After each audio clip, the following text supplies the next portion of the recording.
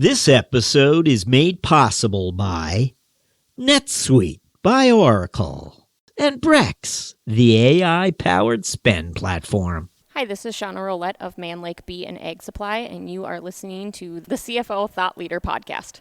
This is episode 1024.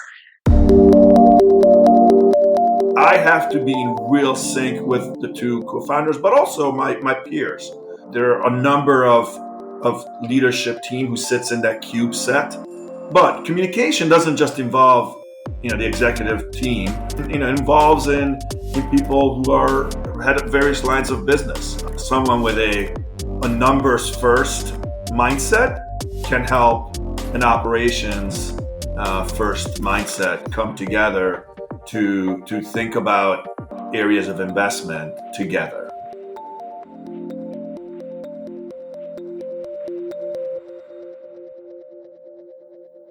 Hi, it's Jack. On today's episode, we speak with Tom Bock, CFO of Smart Financial. In 2005, fresh into his first banking job at Citigroup, Tom Bock found himself working 63 hours straight to prepare for a critical pitch. Fueled by a desire to prove his worth, he pushed his limits, refusing to rest until the task was completed. However, this grueling experience came at a cost. His nose began bleeding, a stark sign of physical exhaustion. Despite his best efforts, the pitch fell short, leading Bock to a moment of deep reflection. You'll hear those thoughts and much more on today's episode. We'll begin after this. CFOs and controllers, does expense management feel like a necessary evil? It's time to switch to Brex. Brex automates and accelerates spend management with easy-to-use corporate cards, travel, expense management, and bill pay, all on one AI-powered platform. Brex makes it easy to boost efficiency and compliance enterprise-wide and free up your managers, employees, and accounting team for higher impact work. Top companies from startups to enterprises are using Brex to automate manual work and transform their finance operations. We're talking DoorDash, Robinhood, Airtable, and countless other industry leaders. Ready to join them? Switch to AI-powered spend management at Brex.com.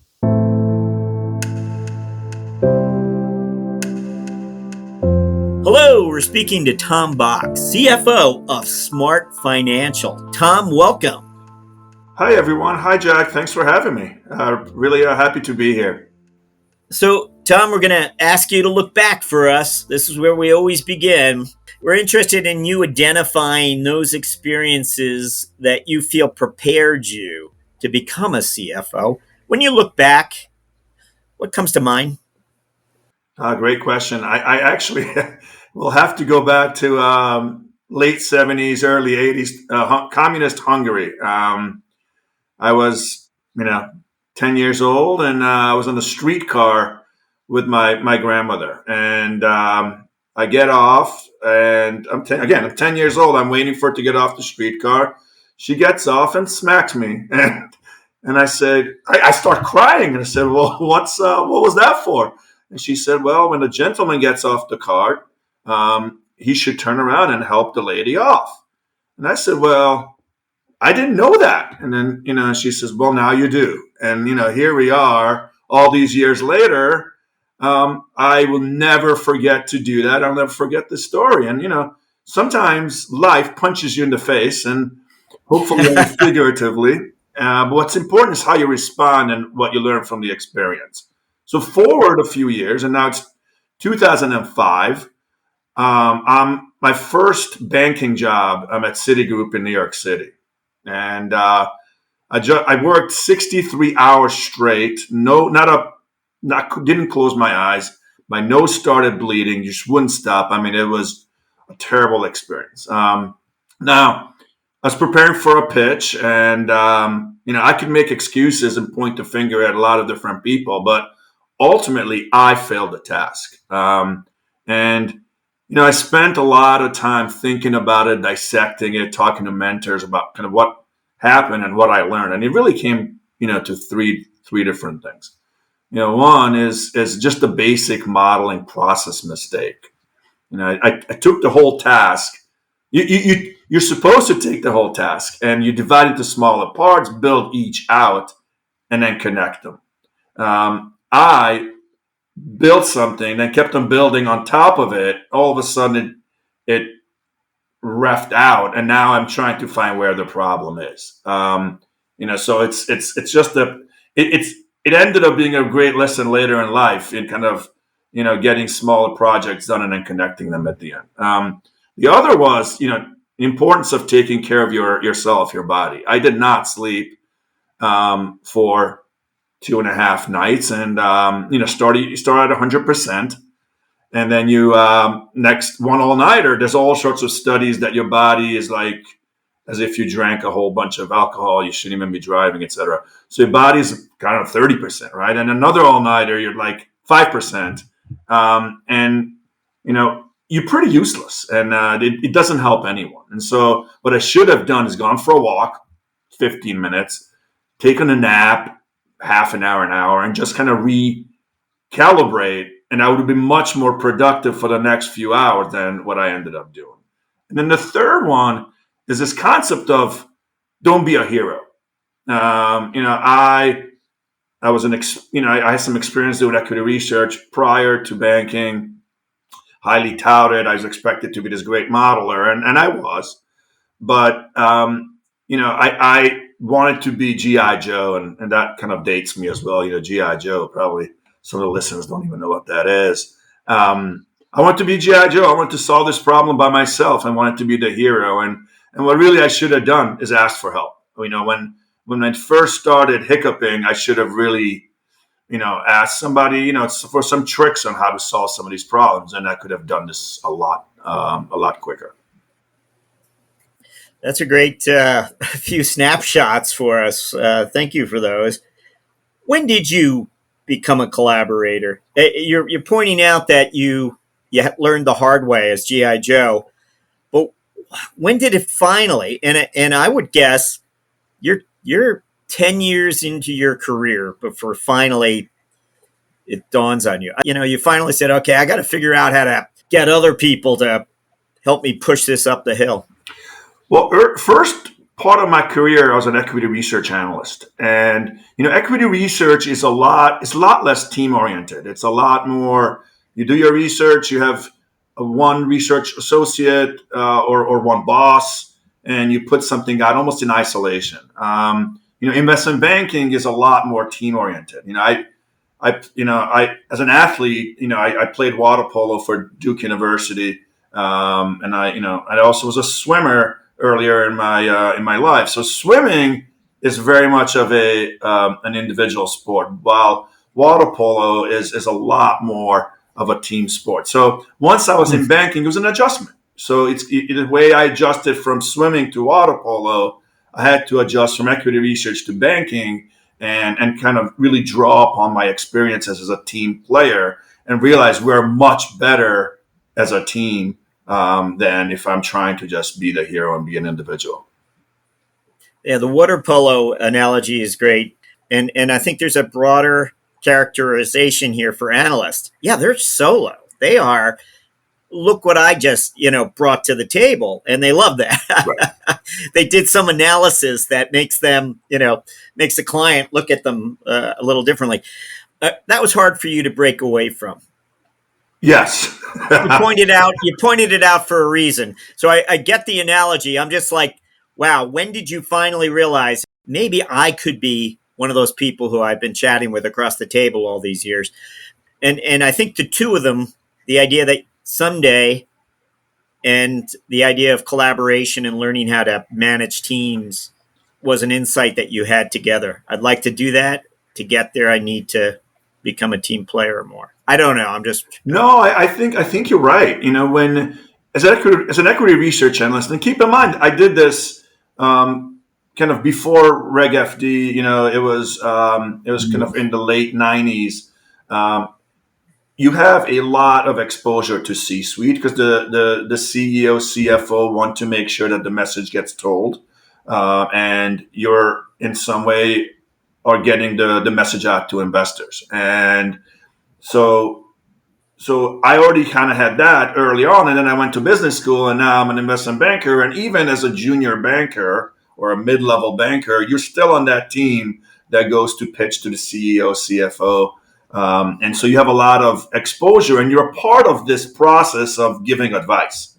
And ultimately, the key metric, the win is when, as a banker, you give great advice to your client that they follow, and as a result, something good happens and all the stakeholders, the shareholders are happy. So from a very early time in 2005, when I started my banking career, I was, part of this C-level discussions. And yes, you always wonder, can I do this? I've given a lot of advice to and over the career, and this is why I ended up switching over to being a CFO. I'm 53 years old now. I've been at Smart Financial for 2 years. I don't think I could be a 75-year-old tech guy. So I have a limited number of years left in my career. I want to see, I want to conquer this challenge. I want to see if I could take all the advice that I've given over the years and actually put it into practice myself. Let me ask you one other question. Back in those days when you observed all those C-suites across the table from you, you got to see some of the rapport between perhaps the CEO and the CFO and other C-suite members, perhaps. What impressed you when you think back and you think about the really impressive management teams? What set them apart in some way? What was it?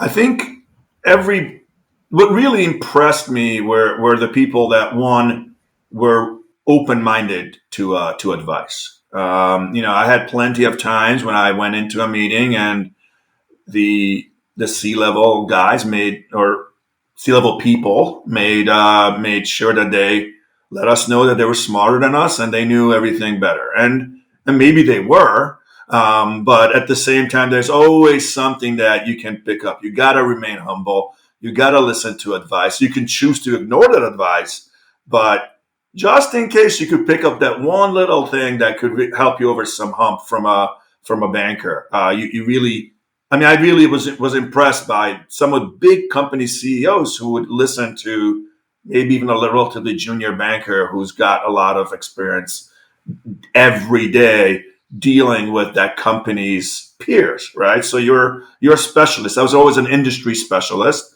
so I dealt with all the competitors of the companies that we were pitching or we were talking to.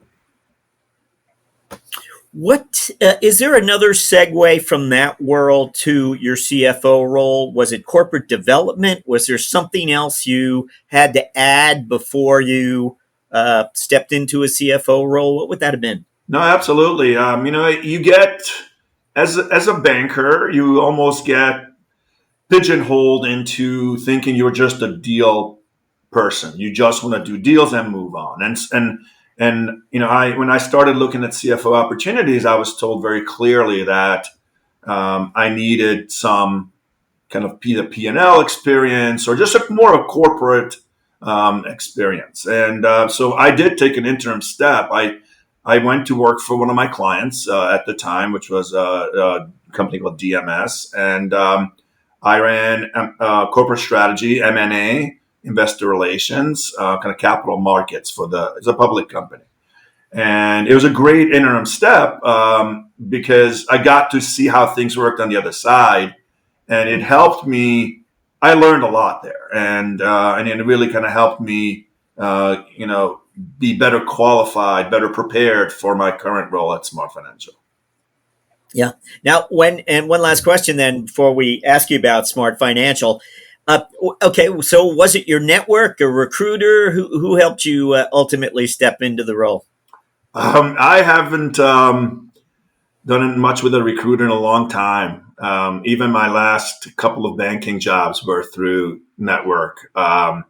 and both of the both DMS and Smart Financial were through a network as well. I was a relationship banker. I'm a relationship guy. I really value the network. I end up going to a lot of conferences and talking to a lot of people, and ultimately it really reduces the beta, the risk for people when they hire someone that someone can vouch for, someone that they've known for years. So, and similarly to me, knowing that I know what I'm stepping into, because there are people who know the CEO or know the opportunity. Obviously, I have a wife and 3 kids to look out for. I can't make mistakes with my career, especially at this age with the years I have left.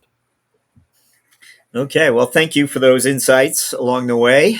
Let's find out about Smart Financial. Tell us about this company. What is it about? What are its offerings? Sure. So I can definitely oversimplify this by saying that Smart Financial is an insurance marketplace that matches consumers with carriers and agents. But there's a lot more to it. We're a tech company, an insurtech. There's technology is in everything that we do. We use technology to match the consumer that calls in to the ideal contact center rep. And then there's a lot of other uses of technology where we ultimately, our goal is to generate an excellent customer for the carriers and the agents with a high lifetime value, low churn. And for that, we have a very robust tech offering, including Anton, which is our AI solution. And we have our one of our 2 co-founders is deeply involved with the technology, and we have an ex NASA scientist who works very hard on developing Anton and bringing more use cases within the organization. Well, could you tell us maybe an abbreviated history of this company's capital structure? The company is bootstrapped. It's there are 2 co-founders, Lev Berinsky and Nate Kropp, and they sold the company before, and then they started this one together back in Columbus, Ohio, and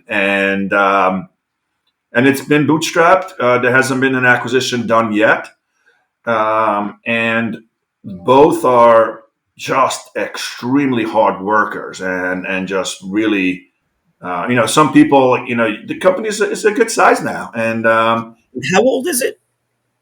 it's over 12 years old now, probably closer to 14. And okay, you mentioned Anton, you mentioned AI. Tell us, what is this the competitive advantage? I don't think it was 10 years ago when it was founded, or were they already headed this direction with AI top of mind?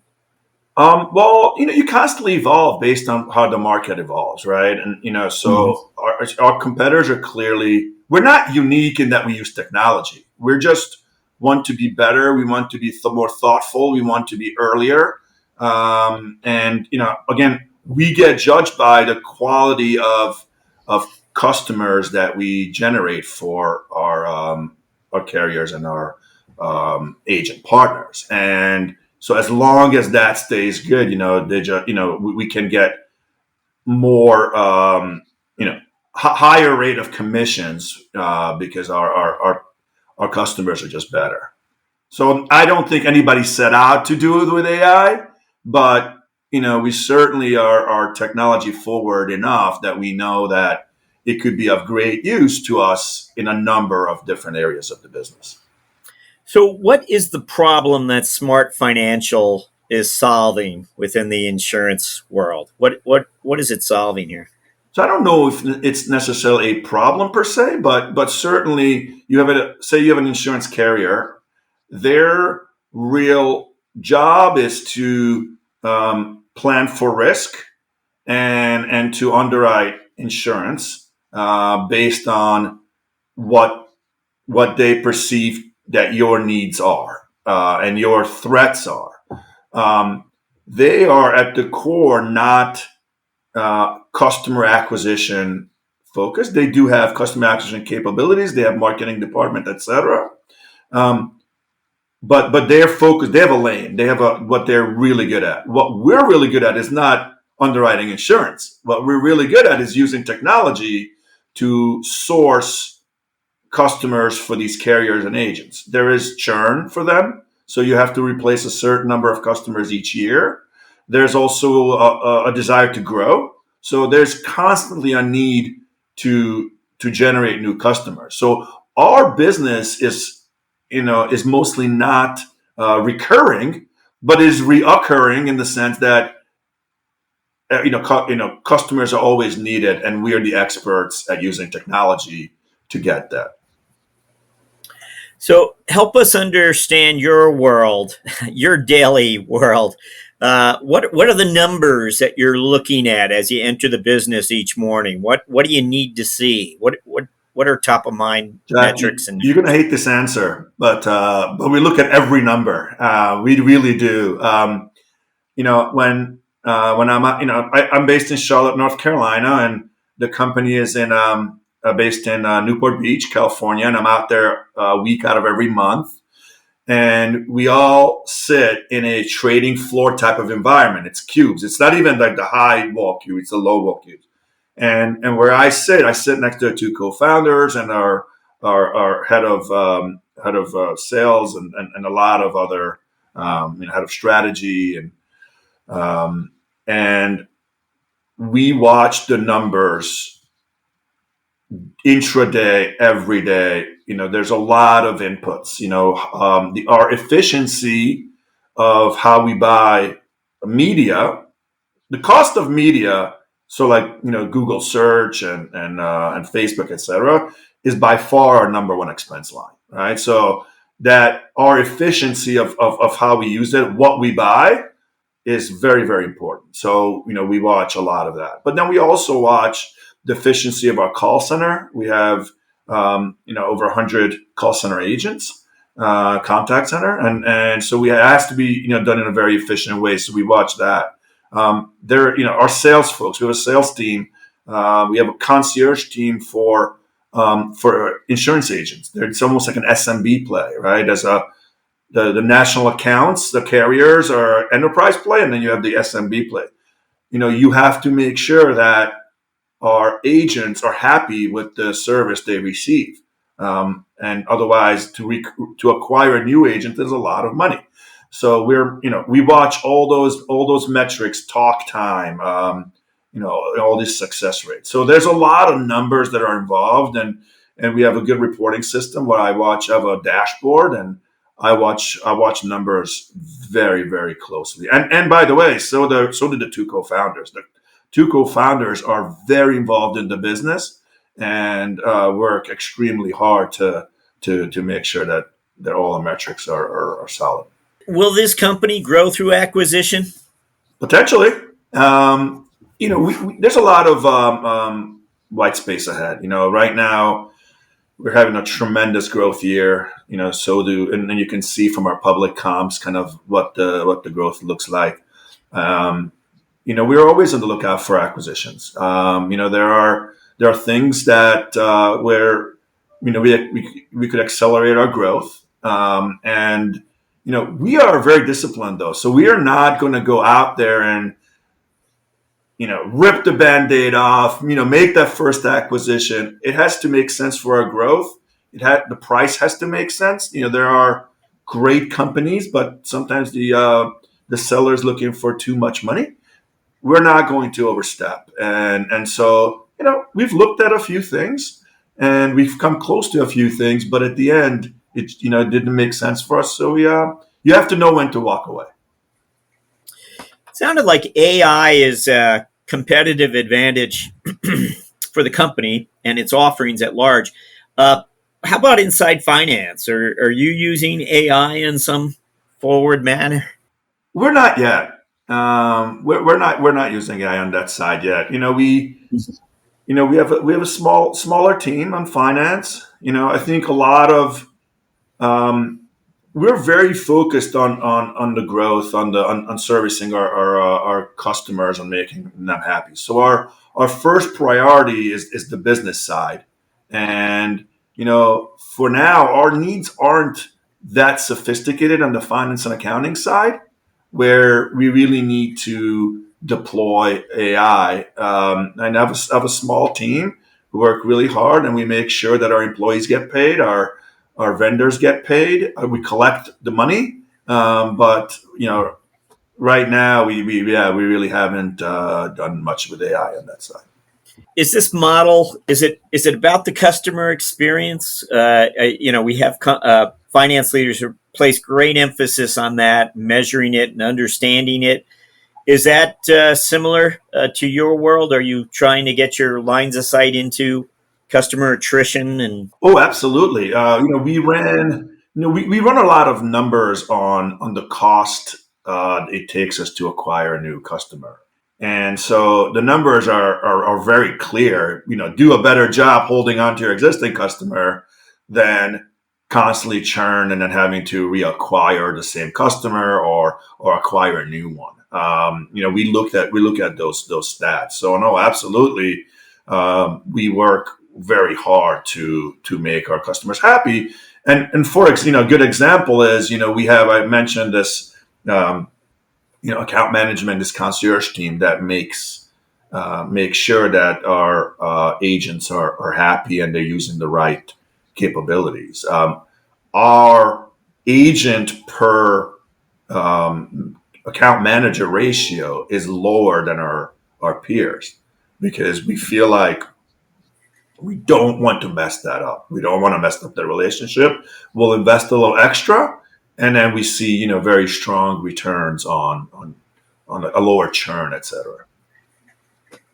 Tom, I like the way you illustrated for us how a week every month you join the bullpen out in Newport Beach, beside the founders, beside some of the technologists, I suppose. I'm curious whether when Tom takes his seat within the bullpen, what the rest of they're going to turn to you and ask you regarding numbers or regarding recent analysis, or, hey, Tom, take a look at this. What does it mean? I mean, suddenly they have you there and they want to pick your brain. Or no, is it a different dynamic? Yeah. No, absolutely. When I first started going there, I was asked if I wanted an office, and I declined. Right now I'm sitting in Charlotte in my home office, and I get a lot of work done, and it's great. But when I'm in California, it really is about communication. It's about look, I sit right next to our two co-founders, so we will pull our chairs back, roll the rolling chairs over. We'll talk about a few things. We'll talk about metrics. We're talking about potential acquisitions, right there. And so I have to be in real sync with the two co-founders, but also my peers. There are a number of leadership team who sits in that cube set. And really our HR people have offices, and and some of my team who has to close the books in a more quiet setting, they have offices, but otherwise everybody's out there communicating. And so, but communication doesn't just involve, the executive team and my two bosses. It involves in people who are, had various lines of business. And I think we may talk about later. I have some thoughts on how someone with a numbers first mindset can help an operations first mindset come together to think about areas of investment together. Oh, that sounds intriguing. And I have a sense that might be your finance strategic moment. So if it's okay, we'll go there and ask you for a finance strategic moment. What comes to mind?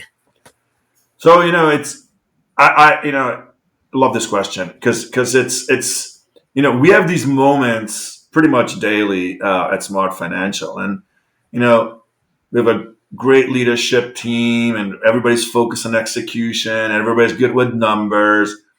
But when a finance person like a CFO is asking the questions, it comes from a different angle. Like I said, from a operational mindset. So again, I'm there once a month and for a week, and just happened to be last week, and so I was out there, and each month we go through our financials for the So now this was kind of late July. We were going through our June numbers, and it was the two co-founders, our head of SVP of Ops, and myself, and I have a director of finance and accounting, and I know you want specifics. I'm not going to say his name. I love the guy. I want to keep him around forever. So he's doing the presentation, and we're going through the numbers. And our CEO kind of stops us and says, "Hey guys, I know these numbers. I'm in the weeds every day. I got it. What I really need help with is what are some metrics that will help with decision making? Do we need to hire more people, or do we have enough? If the former, which group can capture growth? Where do we invest? Where do we pull back from?" So we finished the meeting. I go back to my cubicle, right, and it's the head of our those account managers I mentioned before. He sits right in front of me.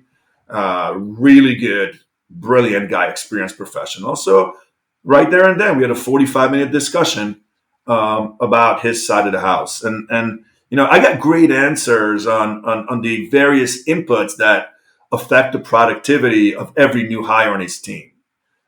He benefited from my focus on looking at how the adjusted productivity metrics, on a rolling 3 to 6 month basis, and seeing how the slope changes are indicators of the decisions that we need to make.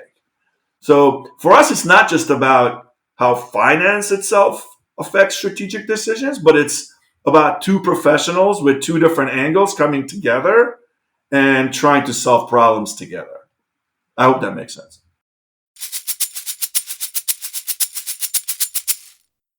37,000, 25, 1.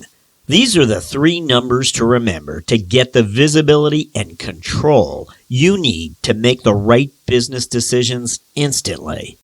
37,000. That's the number of businesses which have upgraded to NetSuite by Oracle.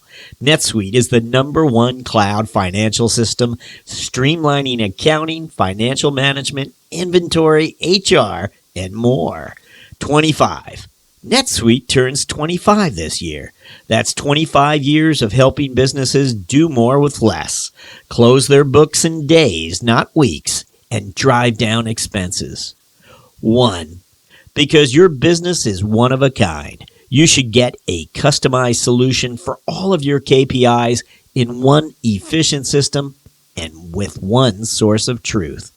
Manage risk, get reliable forecasts, and improve margins. Everything you need, all in one place. Right now, download NetSuite's popular KPI checklist designed to give you consistently excellent performance, absolutely free, at netsuite.com/KPI. That's netsuite.com/KPI.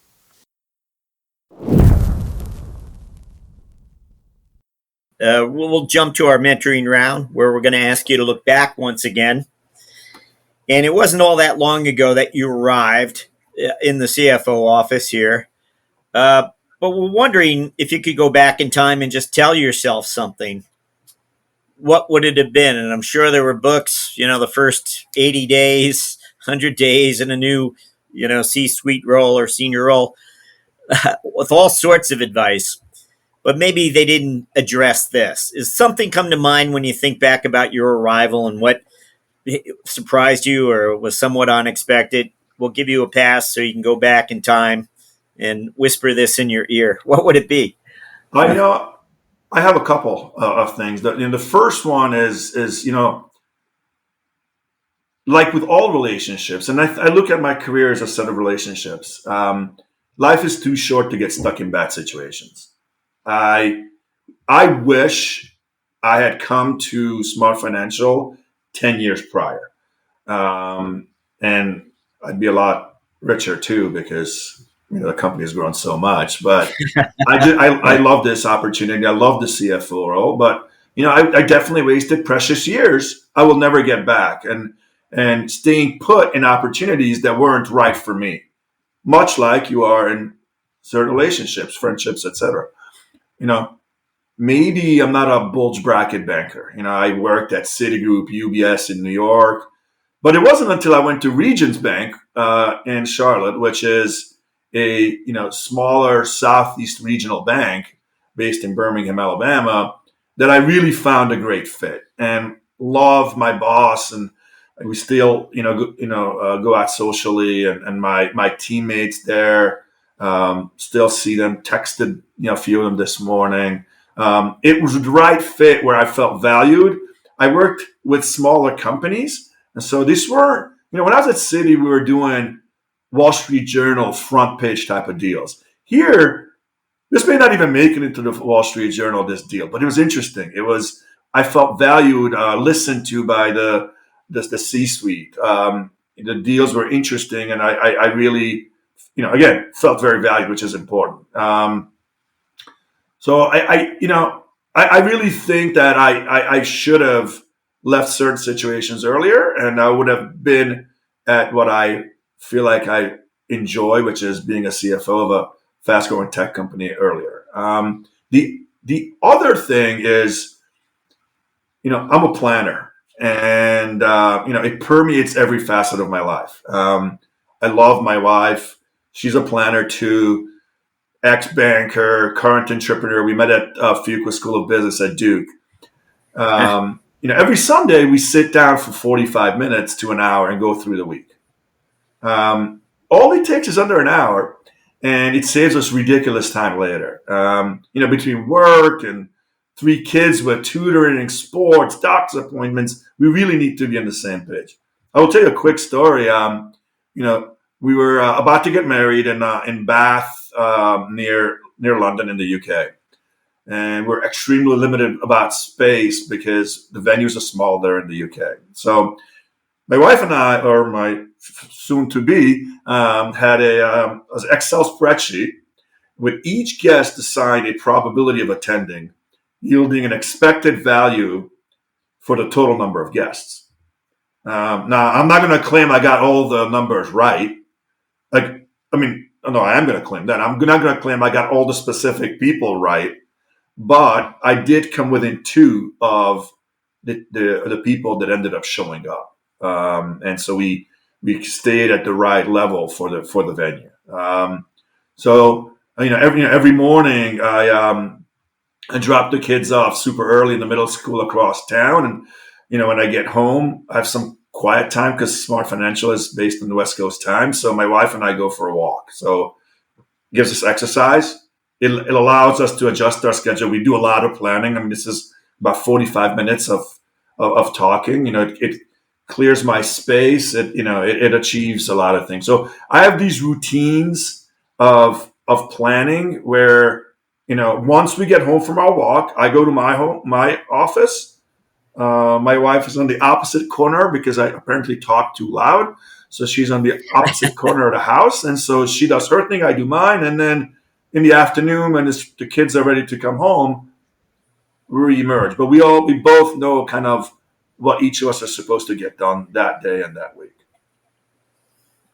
Nice. Some great insight there into your life. And as a planner, not just in a financial planner, but someone who plans more broadly and also has some self-awareness of what's good for them, I would think. At the last bank you were at, you really had more visibility into the middle market world. And I think you suggested that the C-suite members were more inclined to listen than perhaps at larger, more esteemed, Fortune 100, 1,000 companies. And in some ways, it's more rewarding to you because you realize you're able to give advice and have it accepted.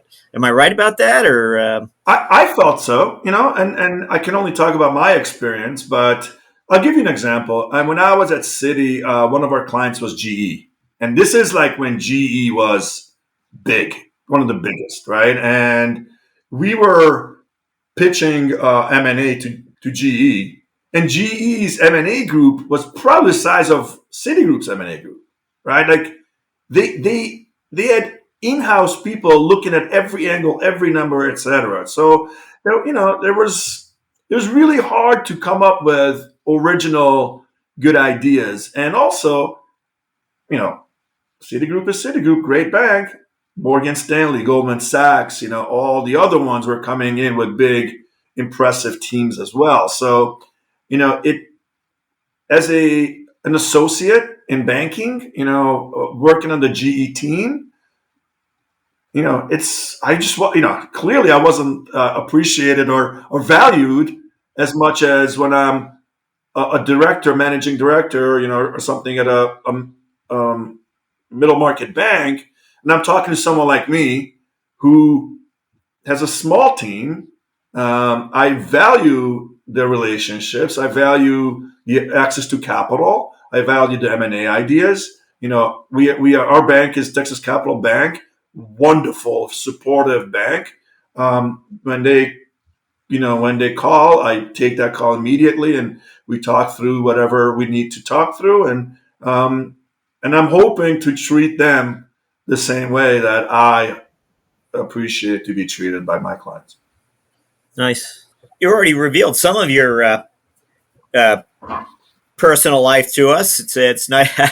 Keeping your voice a little lower would be helpful, I suppose.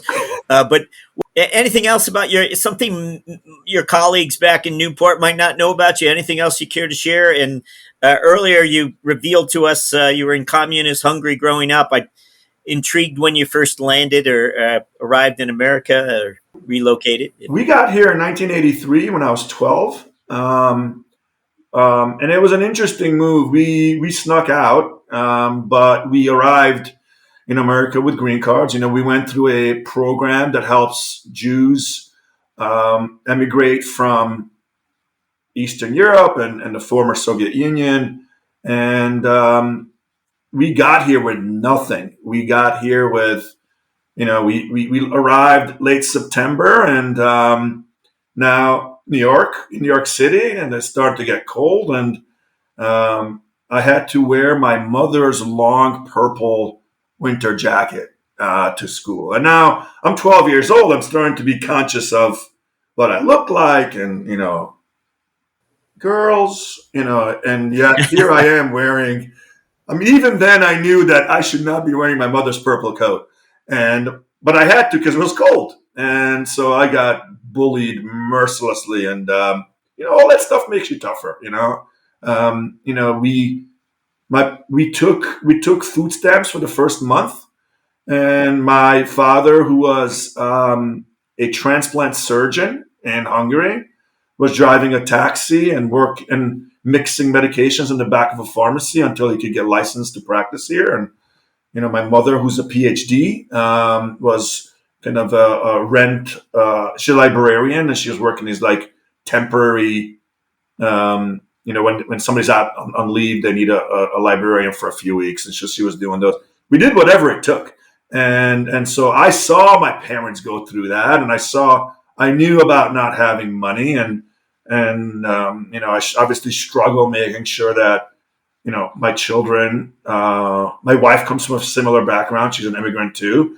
We struggle to make sure our children have appreciation for the stuff that's they're fortunate to have. So this whole idea of hard work is ingrained in me and also my wife, and we're trying to pass that on to the next generation, and at the same time making sure that we give them some of the things that I work really hard to make sure that I can take my children to a nice travel, or I go with my son. He loves opera. He's now 13, loves opera. So we have opera tickets, and we sit in a really good seats, and we go, and it's just the best bonding time, right? So you're trying to give these things, and at the same time trying to make sure that hard work is a part of their DNA. Now it's beginning to make sense to me. when you were explaining to us how you would stay awake for 48 hours. 63, Jack, 63. 63, you It was, said. not that anybody's counting, but It reveals something of a young man who was just so determined not to flinch or just to keep pushing. I mean, it's you got to get it done. You're again, it goes back to the team, right? There are, as a team member, you go through a lot of adversity, and you can whine or quit, or you can rise and help the team succeed. So it's not, it's not an option. You got to go. And I did what I felt the team needed. Now, like we discussed, there's a few things I could have absolutely done better. And believe me, I learned from that experience, and I did not make the same mistakes again.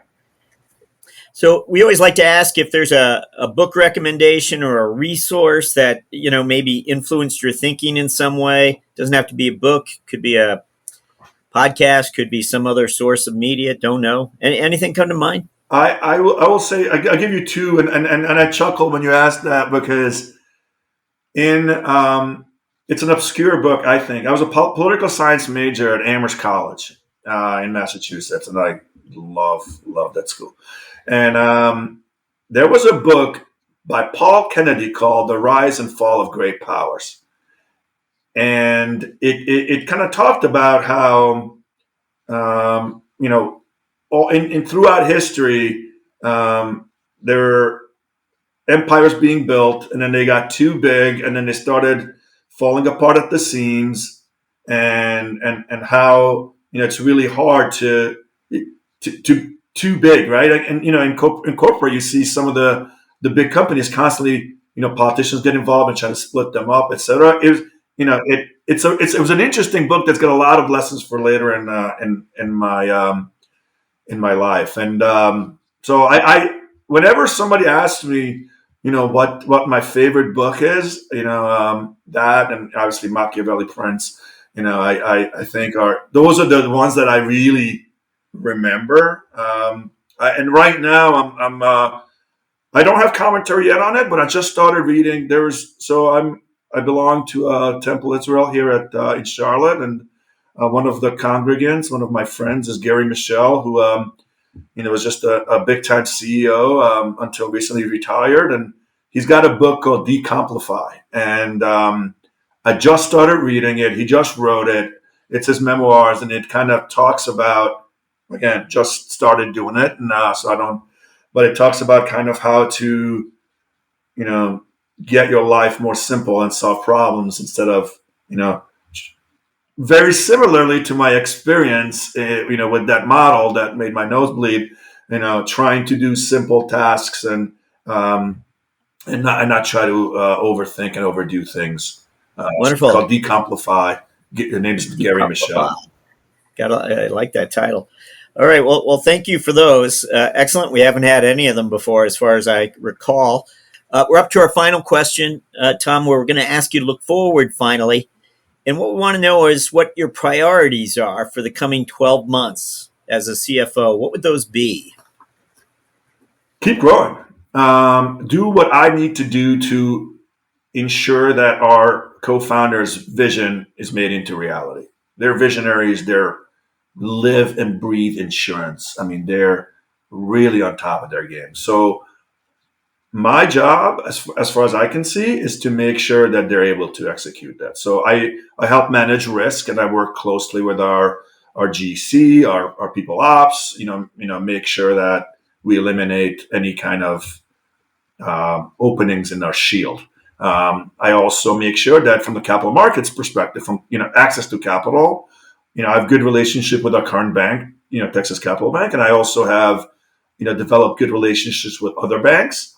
And the goal is, if we want to make an acquisition, we have banks who support us. We have some private equity folks who we have had discussions with that hopefully could invest into a bigger deal, or if not, obviously the bank can support our smaller deals, and we're very low. We have very, very low leverage, so we can take on debt. But you need those relationships. So I'm trying to think 3 steps ahead and make sure that if there is a change in plans, if there's a hiccup in the industry, if there's faster growth, whatever happens, I'm trying to prepare for as many eventualities as possible and make sure that I or the finance accounting team are not the bottleneck in the company's growth. Tom Bock, thank you for joining us on CFO Thought Leader. Thank you so much for your time. I really appreciate it. Thank you.